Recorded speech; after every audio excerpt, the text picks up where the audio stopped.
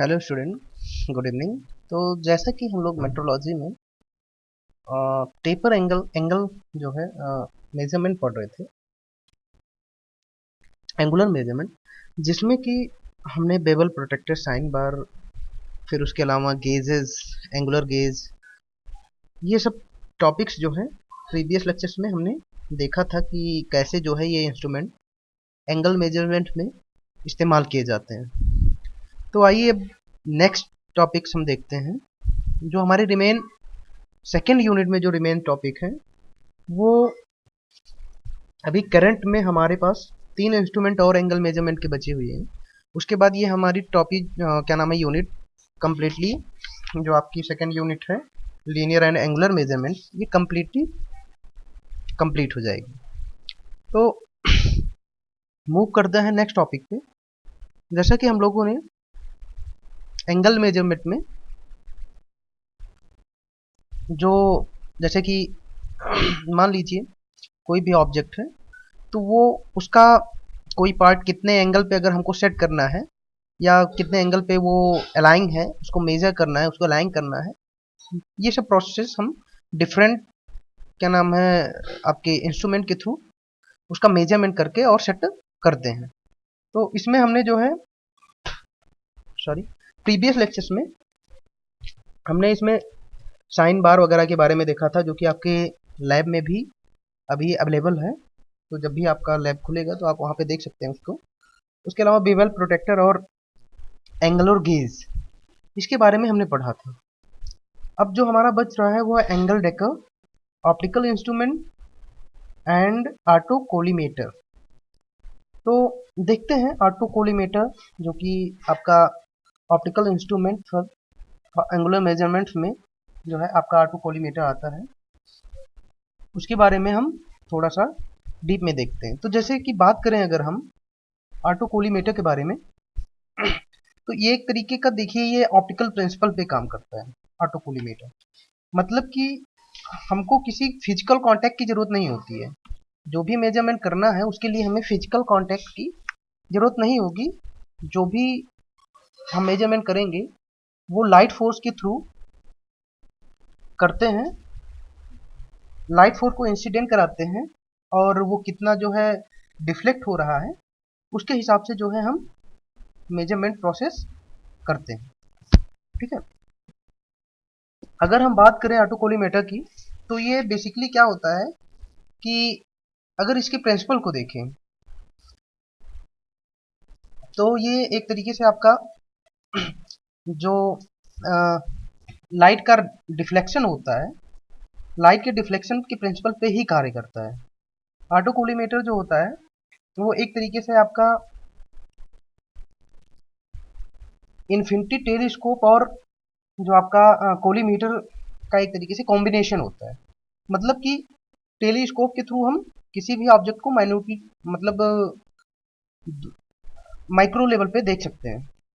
और कॉलीमीटर का प्रिंसिपल क्या है कि लाइट का किस तरीके से डिफ्लेक्शन हो रहा है, उससे हम ये पता लगा सकते हैं कि कितना जो है, जो हमारा ऑब्जेक्ट है उसमें कितना एंगुलर डिस्टर्बेंस हुआ है।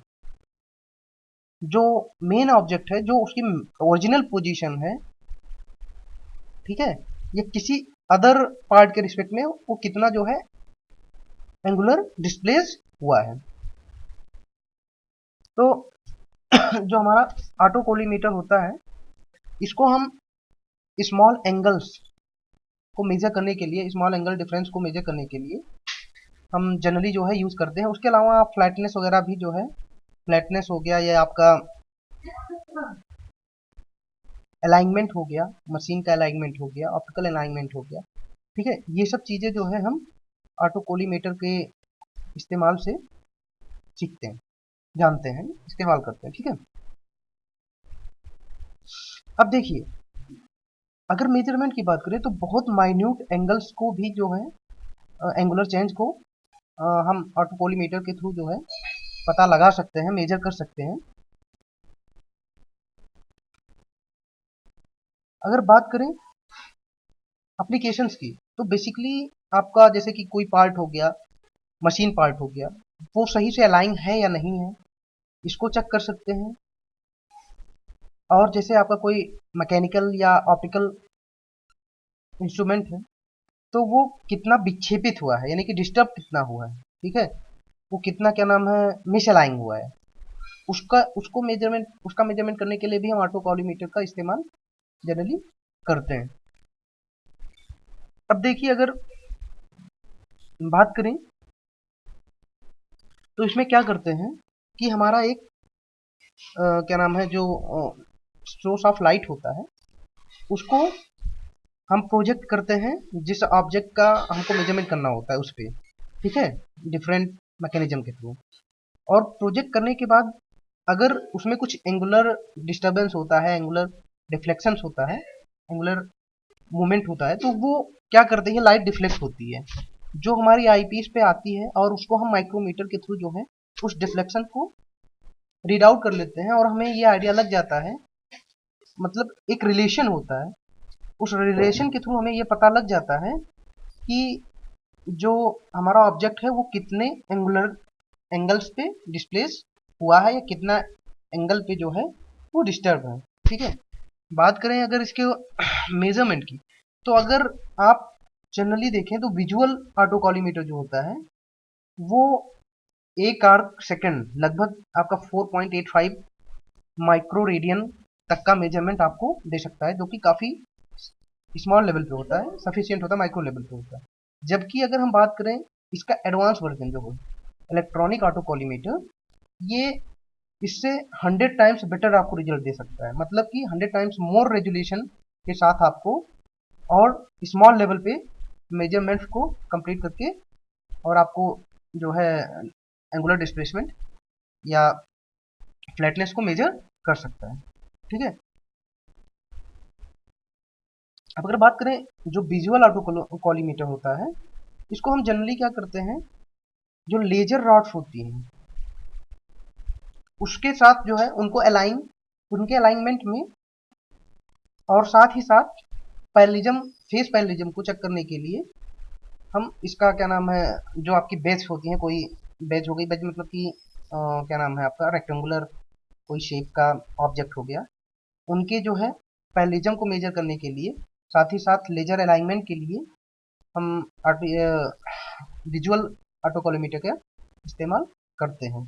जबकि अगर बात करें इलेक्ट्रॉनिक या डिजिटल ऑटो कॉलीमीटर, तो इसका इस्तेमाल जो है angle high standard angle measurement के लिए करते हैं, मतलब कि आपको बहुत ही प्रिसाइज जो है वो रीडिंग मिलेगी, प्रिसाइज के साथ साथ आपको जो रिजल्ट मिलेगा वो काफ़ी एक्यूरेट होगा।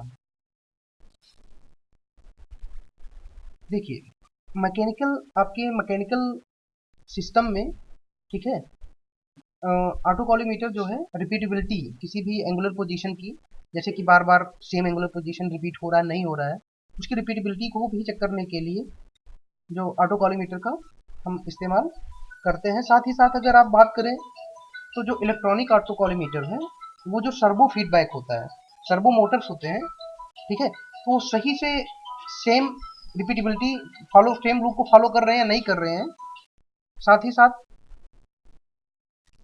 उनको स्टेबलाइज करने के लिए, अगर रिपीटेबिलिटी मतलब कि अगर उनका लूप प्रॉपर फॉलो नहीं हो रहा है तो उनको स्टेबलाइज करने के लिए भी ऑटो कॉलीमीटर का इस्तेमाल जनरली किया जाता है। और बात करें अगर जो इलेक्ट्रॉनिक ऑटो कॉलीमीटर होते हैं, वो आपको बेटर रिजल्ट देते हैं विद रिस्पेक्ट टू जो आपका विजुअल ऑटो कॉलीमीटर होता है, ठीक है। आइए देखते हैं कि किस तरीके से इसकी वर्किंग किस तरीके से होती है, कौन कौन से जो ऑटो कॉलीमीटर के पार्ट होते हैं, उसके बारे में थोड़ा सा डिटेल में देखते हैं।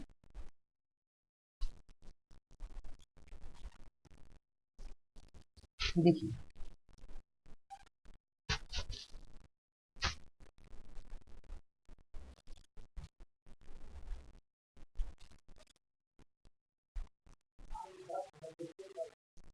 देखिए, अब अगर हम वर्किंग की बात करें कॉलीमीटर की, तो उसके पहले देख लेते हैं कि कौन कौन से पार्ट होते हैं, और एक कॉलीमीटर में कौन से जो है कौन कौन से पार्ट होते हैं, इसके बारे में थोड़ा सा देख लेते हैं, उसके बाद वर्किंग की बात करते हैं। देखिए, यहाँ पे एक लैंप होता है, लैम्प मतलब कि लैम्प क्या करता है, एक लाइट जनरेट करता है, ठीक है। तो इस तरीके से लैम्प कह लीजिए या लाइट फोर्स कह लीजिए, एक ही चीज हो गया। फिर इस लाइट फोर्स के नीचे जो है, आपका यहाँ पे मेंशन नहीं है, ये फिल्टर होता है, ठीक है। फिल्टर के नीचे क्या होता है, कंडेंसिंग लेंस होता है, कंडेंसर लेंस इसको बोलते हैं, ठीक है।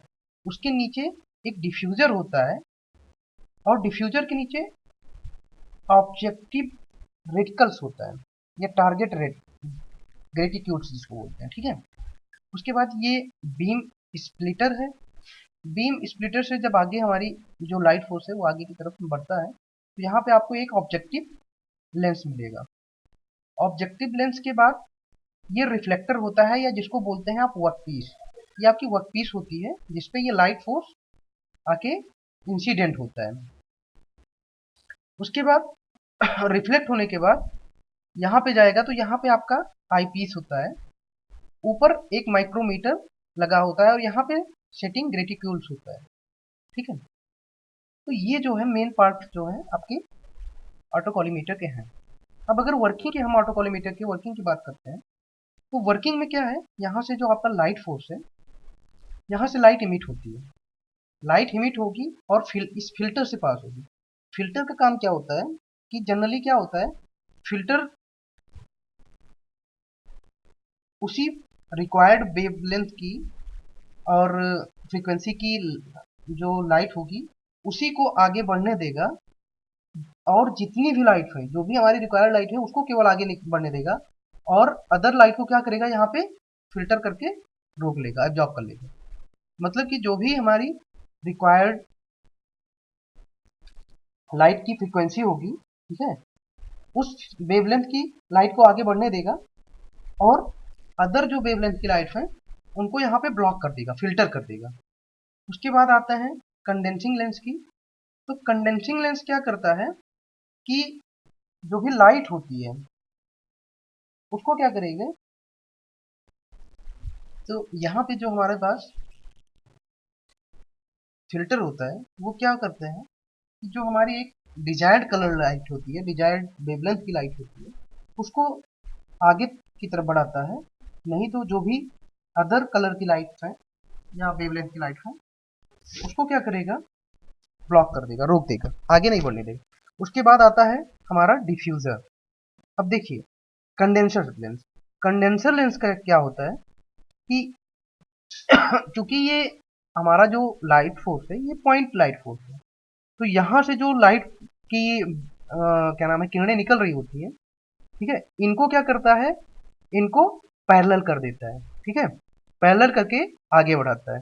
फिर इसके आगे क्या होता है, डिफ्यूजर लगा होता है, और डिफ्यूजर का काम क्या होता है कि जो भी हमारी लाइट आ रही हैं उनको क्या करे, स्कैटर्ड करके एक साफ इमेज क्रिएट करने के लिए स्कैटर करता है, स्कैटर करके आगे बढ़ाता है, जिससे कि हमारी जो क्या नाम है आपका वर्क पीस है या रिफ्लेक्टर है उसकी एक साफ इमेज आई पीस पे बन सके।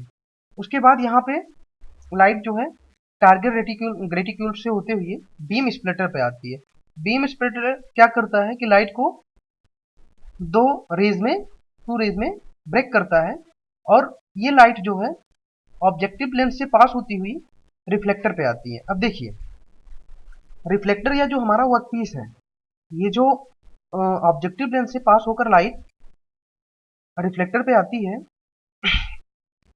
अगर ये लाइट 90 डिग्री पे इंसिडेंट हो रही है, if this light falls on your reflector will make a 90 degree, then क्या होगा कि जो हमारा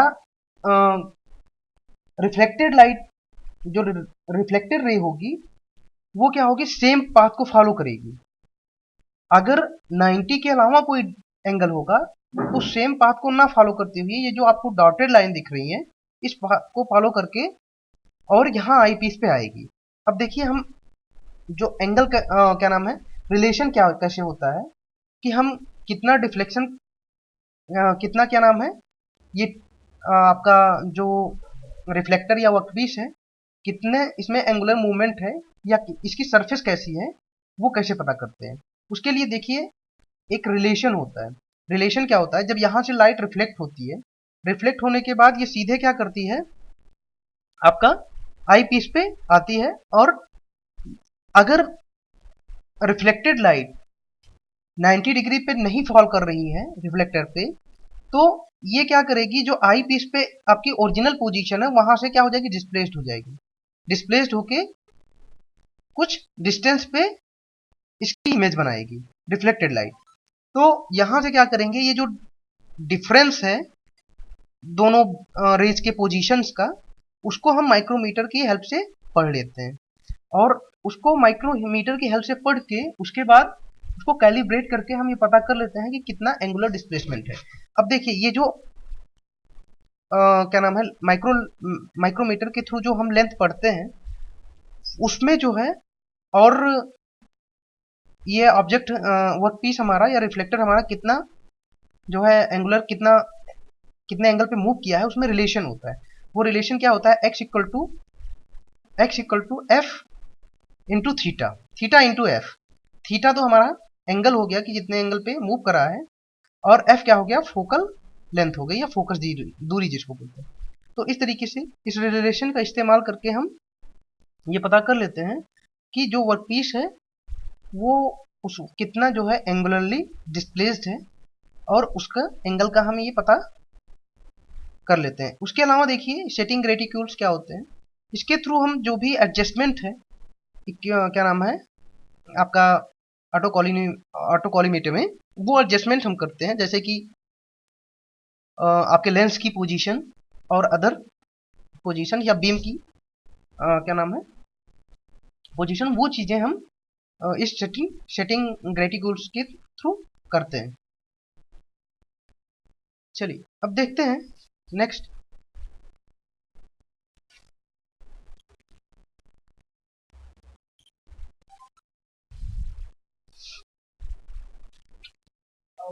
उसके अलावा जो है, जो ऑटो कॉलीमीटर होता है, जैसे कि मैंने आपको बताया इलेक्ट्रॉनिक ऑटो कॉलीमीटर और लेजर एनालाइजिंग ऑटो कॉलीमीटर, ये भी हमारे पास दो ऑटो कॉलीमीटर एडवांस वर्जन के हैं। तो अगर हम इलेक्ट्रॉनिक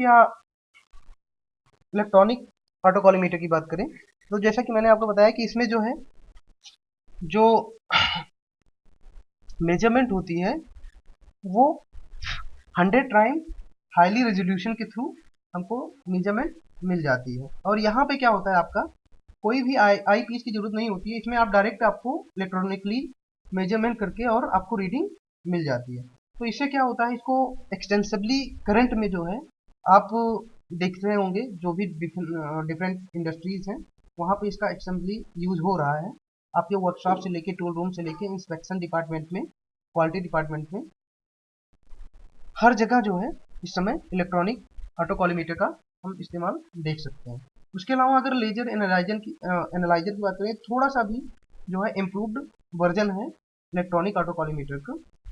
यहाँ पे क्या करते हैं कि इसमें क्या होता है कि आप लेजर लाइट का इस्तेमाल करते हैं, और लेजर लाइट जो लेजर इनकमिंग लेजर बीम्स होती हैं उनसे जो है हम डायरेक्ट मेजरमेंट कर लेते हैं। एक तरीके से ये समझ लीजिए कॉम्बिनेशन है। कॉम्बिनेशन क्या है, एक तरीके से ये एडवांसमेंट है, ठीक है, कॉलीमीटर्स जो इलेक्ट्रॉनिक कॉलीमीटर्स है उसमें। और एक तरीके से आप देखेंगे तो ये फ्यूजन टेक्नोलॉजी आप कहेंगे, क्योंकि एक तरीके ये क्या करता है कि ऑप्टिक्स के साथ साथ मिरर और लेजर का इस्तेमाल करता है, इनके बीच कॉम्बिनेशन का इस्तेमाल करके जो है हाईली एक्यूरेट डाटा जो है प्रोवाइड, इसके थ्रू हमें मतलब हाईली एक्यूरेट डाटा के साथ मेजरमेंट मिलती है।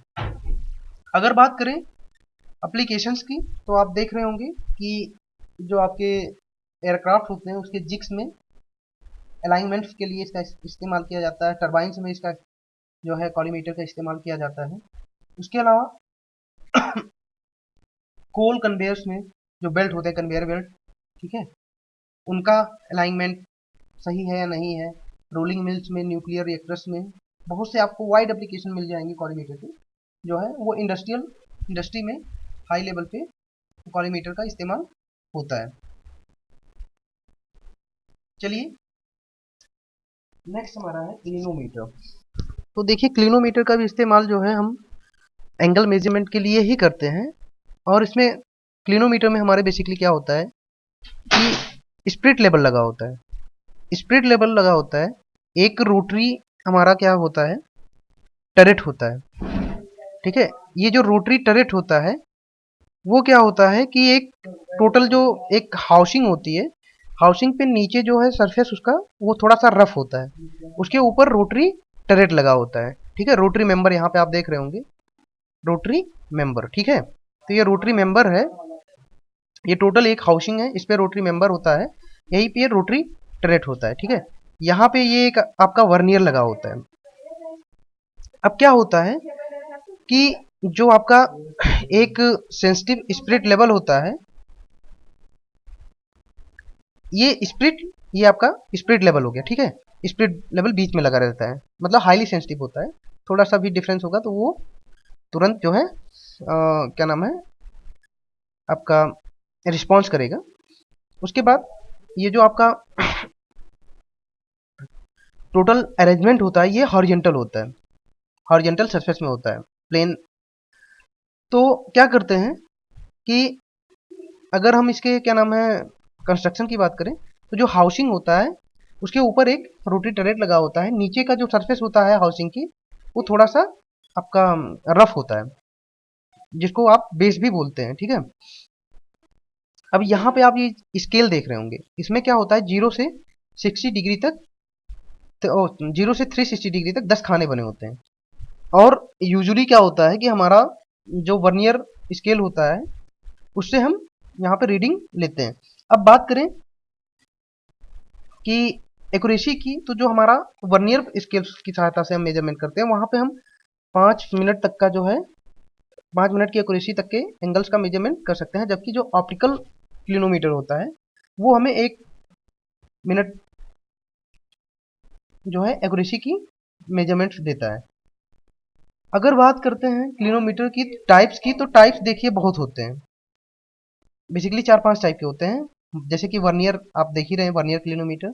इसके अलावा माइक्रोमीटर क्लिनोमीटर होता है, pendulum clinometer, dial clinometer and optical clinometer, ठीक है। इसमें क्या होता है, जो आपका माइक्रोमीटर क्लिनोमीटर है, इसमें सॉरी जो आपका ये वर्नियर क्लिनोमीटर है, इसमें क्या होता है जैसे कि हमको दो एडजेसेंट सरफेस के बीच में, क्लिनोमीटर बेसिकली एडजेसेंट सरफेसेस के बीच में ही एंगल मेजरमेंट के लिए इस्तेमाल किया जाता है। तो जिस भी एडजेसेंट सरफेस के बीच में हमें एंगल मेजर करना होता है, हम क्या करते हैं एक सरफेस पे क्लिनोमीटर को प्लेस कर देते हैं। उसके बाद दूसरी सरफेस जो है, जो क्लिनोमीटर की दूसरी सरफेस होती है, उस पर क्या करते हैं,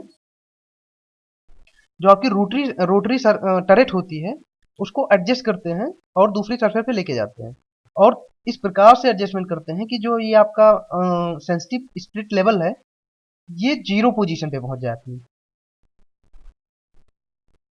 एक बार फिर से सुनिएगा कि जो भी आपका क्लिनोमीटर है उसको दो एडजेसेंट सरफेसेस के बीच में एंगल मेजरमेंट के लिए इस्तेमाल किया जाता है।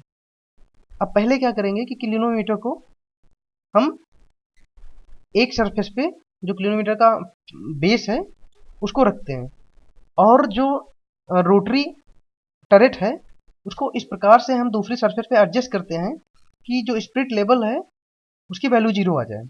फिर हम रीडिंग को पढ़ लेते हैं और नोट डाउन कर लेते हैं, फिर सेम प्रोसेस रिपीट करते हैं नेक्स्ट सरफेस के लिए।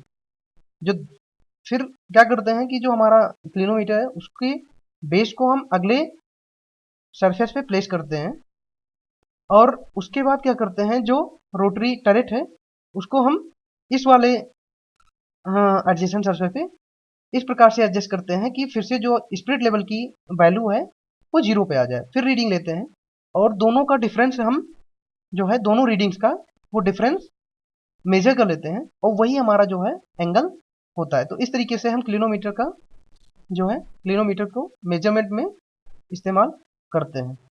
चलिए, थैंक यू। नेक्स्ट लेक्चर में हम देखेंगे जो हमारा रिमेन टॉपिक है। हमारे पास अभी एक टॉपिक हमारा बच रहा है जो कि आपका हम नेक्स्ट लेक्चर में कवर करेंगे, वो है एंगल डेकर। एंगल डेकर के बारे में थोड़ा सा डिटेल मैं नेक्स्ट लेक्चर में बात करेंगे, उसके बाद आपका नेक्स्ट यूनिट स्टार्ट करेंगे। Thank you.